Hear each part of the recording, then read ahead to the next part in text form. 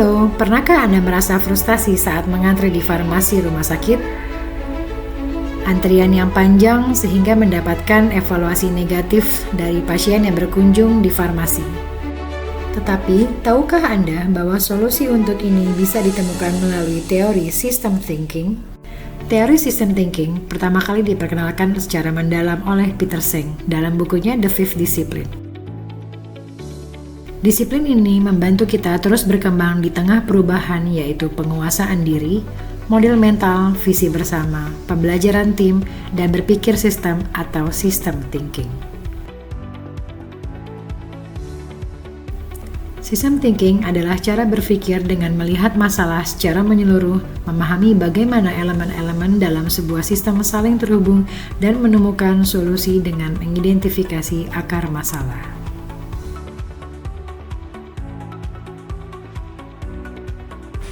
Berikut ilustrasinya. Dalam konteks mengurai antrian farmasi di rumah sakit, sistem ini meliputi alur kerja, sumber daya manusia, teknologi, dan pasien. Jika salah satu elemen tidak berjalan dengan baik, antrian panjang pun tak akan terhindarkan. Mari kita terapkan system thinking untuk mengurai antrian farmasi di rumah sakit. Pendekatan ini melibatkan 3 langkah utama, yaitu memahami pola hubungan antar bagian, mengidentifikasi akar masalah, dan menciptakan solusi yang berkelanjutan. Langkah pertama adalah memahami pola hubungan dalam sistem. Di farmasi ini melibatkan alur resep dari dokter, ketersediaan obat, hingga proses pengambilan obat oleh pasien. Dalam langkah inilah yang menjadi tahap krusial di farmasi. Langkah kedua, mengidentifikasi akar masalah. Apakah ini soal kurangnya staf? Apakah sistem peresepan masih manual? Atau kurangnya komunikasi antara dokter dan farmasi?